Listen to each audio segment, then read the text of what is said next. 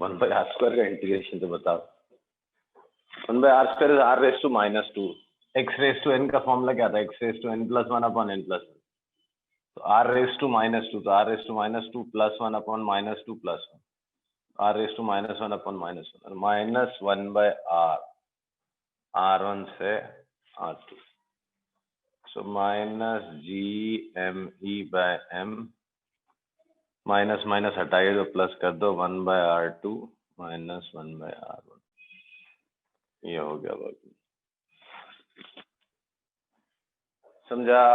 So this is work done due to gravitational force. Yes sir. तो mgh वाला कब तक वैलिड होता है? जब हाइट कम रहती है। ये हम लोग ग्रेविटेशन चैप्टर में पढ़ेंगे डिटेल में वापस से, बट नहीं भी पढ़ा तो आपको बेसिक कॉन्सेप्ट पता था, यू कैन डू इट। तो अगर हाइट कम रहती तो mgh से काम चलाते हैं, अगर हाइट ज्यादा इन्वॉल्व हो, ज्यादा हाइट पे लेके जाना है तो h से काम नहीं होता सर, आपको प्रॉपर इंटीग्रेशन वाला कॉन्सेप्ट अप्लाई करके निकालना होगा, right? Okay, so what is final potential energy minus initial u2 minus u1 कितना जाएगा? वर्क डन आ गया plus gmem into 1/r2 -1/, minus of work done, तो ये माइनस gmem 1/r2 -1/r1 हो गया, ठीक है। अब सपोज क्वेश्चन था कि r डिस्टेंस पे, सेपरेशन पे पोटेंशियल एनर्जी कितनी होगी क्या? If question, original question was find potential energy for separation r, और सेपरेशन r सेपरेशन के लिए पोटेंशियल एनर्जी कितनी होगी? तो आपको कहीं के लिए तो पता होनी चाहिए ना पहले से। This is no potential energy of certain configuration. Yes. Hello, हाँ, तो ग्रेविटेशन के केस में जैसे इनफाइनाइट सेपरेशन पे इमेजिन कर लो जीरो होती है। क्यों? जब ये इनफाइनाइट सेपरेशन पे होते हैं तो उन पे फोर्स नहीं लगता। तो जैसे इनफाइनाइट पे जीरो ले लो, मतलब जीरो कब लेना है? जब r का वैल्यू कितना होना चाहिए? इनफाइनाइट हो। तो आपको u2 निकालना है कब? जब r2 का वैल्यू r हो। तो इनफाइनाइट पे zero, then what is potential energy at separation r? तो इसमें डाल दो वैल्यूज। सर इसमें आपको तो सिर्फ u2 की वैल्यू नहीं समझा निकालनी है ना। ठीक, आपसे क्वेश्चन पूछा है कि जब सेपरेशन r है तब पोटेंशियल एनर्जी क्या होगा इस सिस्टम का। तो अब बताया क्या है, जब इनफाइनाइट सेपरेशन है तब उनकी पोटेंशियल एनर्जी जीरो है। मतलब इस फॉर्मूले में अगर r1 इंफिनिटी है तो u1 जीरो है, तो r2 अगर r हो जाए तो u2 कितना हो जाए? पक्का समझा? नहीं तो वापस कोशिश करो। नहीं सर समझा। तो इसमें सब्स्टिट्यूट कर दो, u2 is u minus zero is equal to minus gmem 1/r minus 1/infinity. 1/infinity is 0. So u is equal to minus gmem upon r. So potential energy for separation r is minus gmem by r. Yes sir. ठीक, ये हो गया आपका potential energy of gravitational potential energy of a mass m separated by a distance small r from earth. Capital M is mass of earth, right? चलो भी एक छोटा सा क्वेश्चन देता हूँ।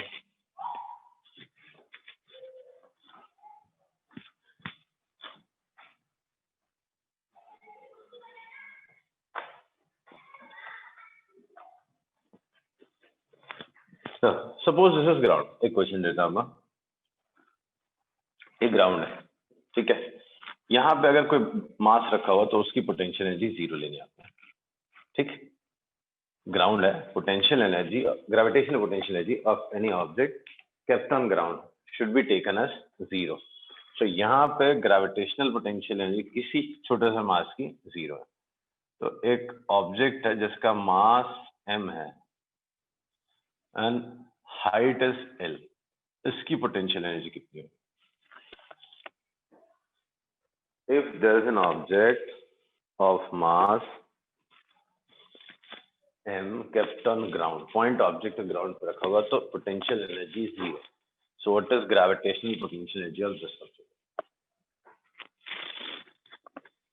L is small as compared to radius of Earth. ये बहुत large height नहीं है. L is very small as compared to radius of Earth. अगर comparable to radius of Earth होगा तो कहानी कुछ और हो जाएगी. But this is finite length and छोटी है radius of Earth से comparatively. मान लो 10 मीटर का स्टार या रॉड है 10 मीटर हाइट. सर ग्राउंड पे उसकी पोटेंशियल एनर्जी 0 लेना है ना? हाँ, ग्राउंड की ले लो 0, ऐसा दिया होगा क्वेश्चन में. एंड अगर नहीं दिया होगा तो आप ये मत बोलना कि सर ने बोला था क्वेश्चन गलत हो जाए, ऐसा नहीं है. उन्होंने बोल दिया है. अगर कुछ ना दिया हो तो बाय डिफॉल्ट ग्राउंड पे 0 मान लो. अलग अलग सिचुएशन में उन्होंने बोल दिया है. अब जैसे जो मेन ग्रेविटेशन चैप्टर होगा उसमें लिखा होगा इनफाइनाइट सेपरेशन पे 0 ले लो. ठीक है, हम कम हाइट इन्वॉल्व रहे तो बोलते ग्राउंड पे 0 ले लो. हाँ, तो ऐसा कुछ चीजें बोल दी हैं. तो कभी कोई टीचर एग्जाम में लिखना भूल जाए तो आप ये मत समझना कि क्वेश्चन गलत है. ठीक है, by default you can use potential energy of a point mass when at ground to be 0. चल बताओ इसकी पोटेंशियल एनर्जी कितनी होगी इस रॉड की?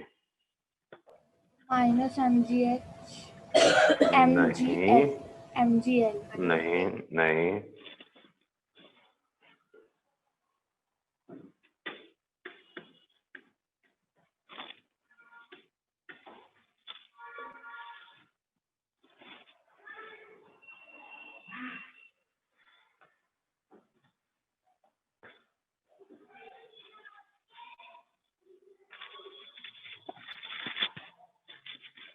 सोचो अब mgl किसका होता था? mgl उसका होता था अगर ये पॉइंट मास यहाँ रखा होता तो L हाइट में. अभी जो हमने जस्ट थोड़ी देर पहले डेरिवेशन किया था, there we have assumed the point mass, right? तो उस पॉइंट मास की पोटेंशियल एनर्जी होती थी mgl, but here it is not point mass, it is extended mass. Mass m is extended from h equals to 0 to h equals to L.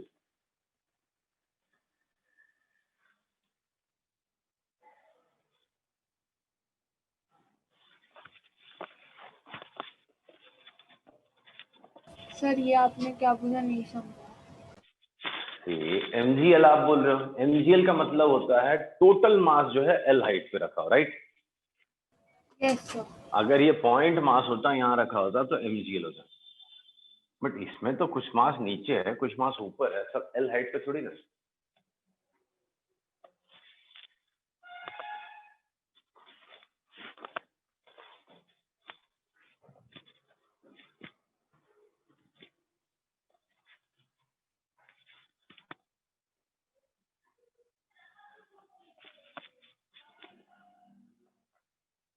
Sir तो फिर हम इसकी नहीं बता सकते एनर्जी पोटेंशियल.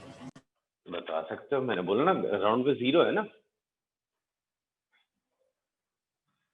अगर कोई पॉइंट मास यहाँ रखा होता तो उसकी 0 है. यहाँ रखा होता mgl. आप सोचा ना यहाँ पे तो यूनिफॉर्मली डिस्ट्रीब्यूटेड मास है ना.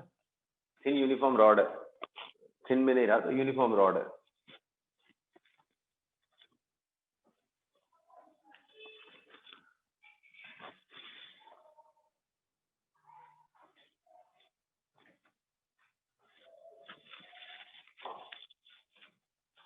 हिंट देता हूँ, इसको छोटे छोटे पार्ट्स में डिवाइड करो.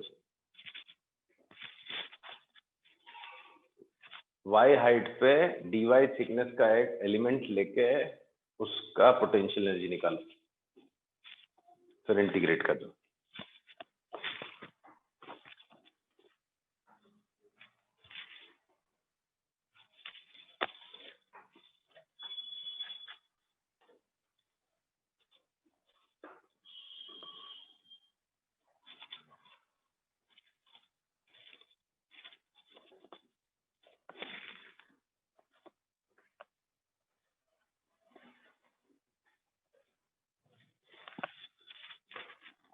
आया?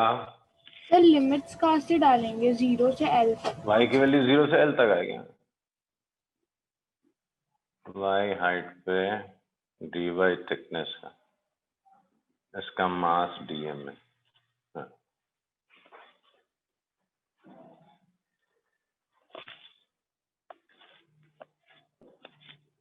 y हाइट पे dy लेंथ का of mass dm, choose an element, right it's potential energy. Point mass की पोटेंशियल एनर्जी लिखनी है आपको। -mg/L²/2। ना, कुछ गड़बड़ कर दिया। ठीक, पोटेंशियल एनर्जी किसकी चाहिए हमको? इस छोटे से एलिमेंट की। इस छोटे से एलिमेंट की पोटेंशियल एनर्जी कितनी आएगी? mgh।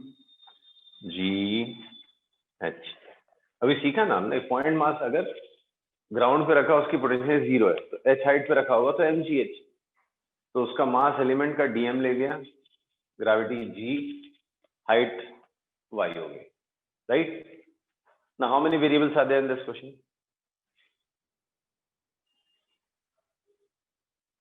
कितने वेरिएबल्स हैं?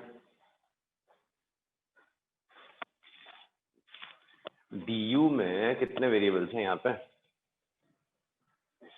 स्मॉल m वेरिएबल हो गए, y वेरिएबल हो गए, 2 वेरिएबल हो गए, हाँ सर। राइट? तो 2 वेरिएबल नहीं चलेंगे, एक ही वेरिएबल चलेगा, या तो y रखो या तो dm रखो। तो देखो टोटल मास कितना है? Capital M, total length L है, उस एलिमेंट का मास dm और उसकी हाइट dy, तो dm का वैल्यू हो गया capital M upon L into dy। तो dm की जगह ये डाल दो, so g y m upon L dy, capital M g by L, ये कॉमन हो गया, y का इंटीग्रेशन y²/2, 0 से capital I, mg L²/2 minus 0, L cancel, mgl/2, mgl/2।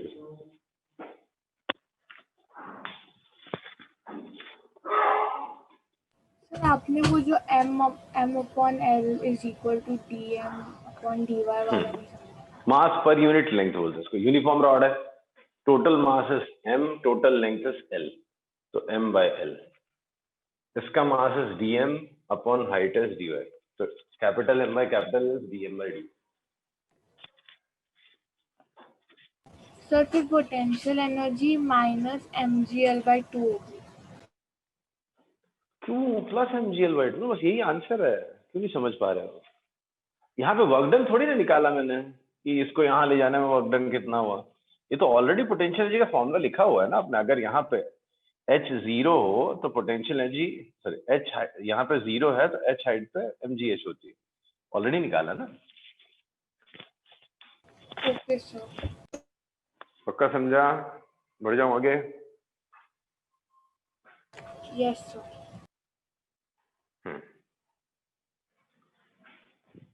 एक और क्वेश्चन बस, फिर नेक्स्ट टॉपिक में जाते हैं। Suppose there is a hemisphere, there is a hemisphere,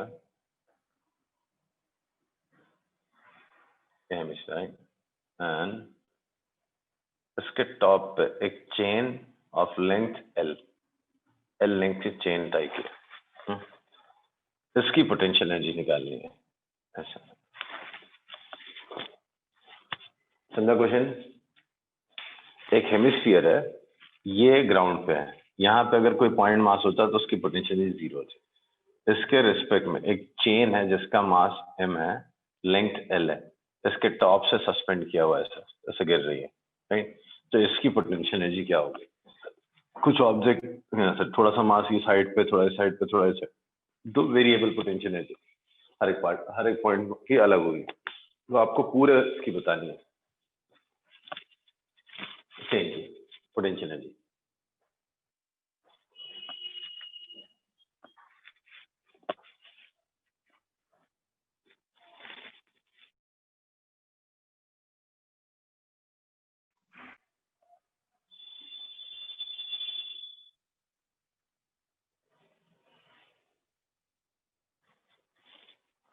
question समझ में आया? Yes sir.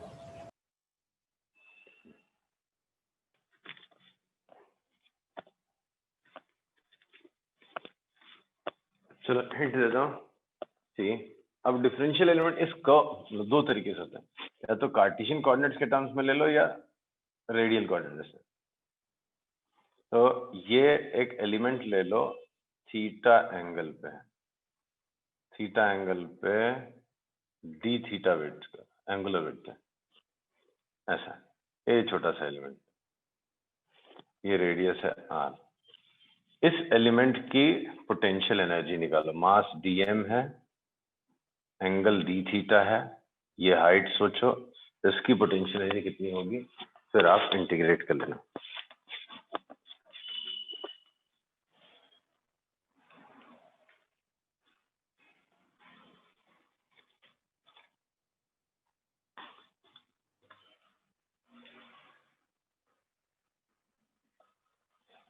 नहीं हो रहा?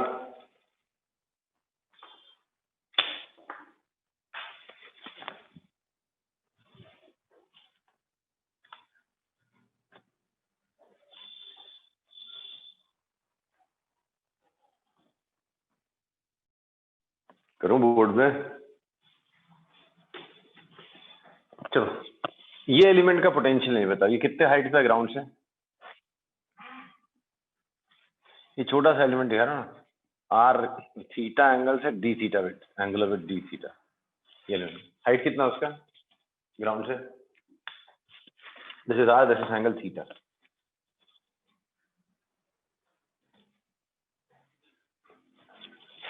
ग्राउंड से कितनी हाइट पे है, इतनी ट्रिग्नोमेट्री तो लगाओ आप, आर दिया, थीटा एंगल दिया, ये कुछ लो।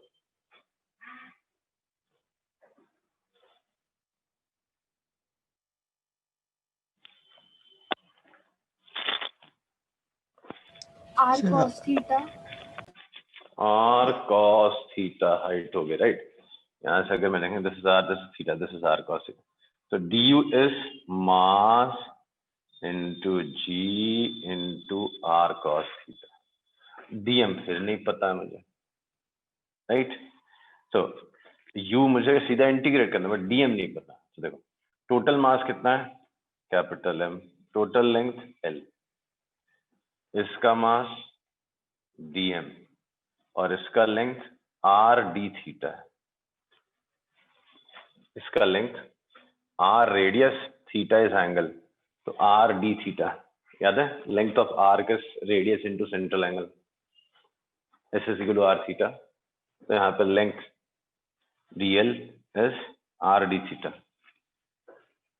तो डीएम का वैल्यू कितना हो जाएगा यहाँ से, capital M upon L into R into D theta. ये वैल्यू उठा के आप डाल रहे हैं और इंटीग्रेट कर दो।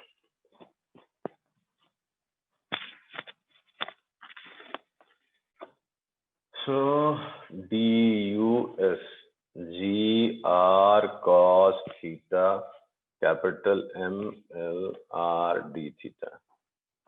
So MG R square by L, MG R square by L cos theta D theta का integration with in suitable limits. तो cos थीटा का इंटीग्रेशन क्या होता है, किसका डिफरेंशिएशन cos थीटा होता है, minus sine theta plus sine theta. Sine theta का डिफरेंशिएशन cos थीटा होता है, cos थीटा का, ये एंगल 0 ले लो और ये फुल एंगल अल्फा ले लो, 0 से अल्फा, तो ये हो गया आपको M G R square by L sine alpha minus sine 0, right. अब अल्फा कितना, साइन अल्फा कितना है, अल्फा कितना है, अल्फा तो अब इस पर डिपेंड करता है एल कितना, तो ये एल तो हमको मालूम नहीं है ना, आर के टर्म्स में दिया हुआ है, तो all I can say is alpha is L by R, right, where alpha is L by R, right. Length of arc is radius into central angle, तो L is equal to R alpha, so alpha is L by R. समझा? Yes sir.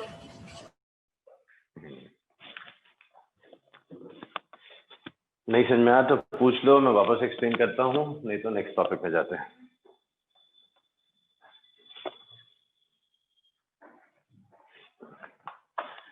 सी यहाँ पे अभी तक हमने सीखा कि potential energy कैसे निकालना है, how to find potential energy. क्या दिया होता है, फोर्स पता होता था कंजर्वेटिव, और कंजर्वेटिव फोर्स का वर्क डन निकाल के उसका नेगेटिव साइन करते थे तो work done, sorry change in potential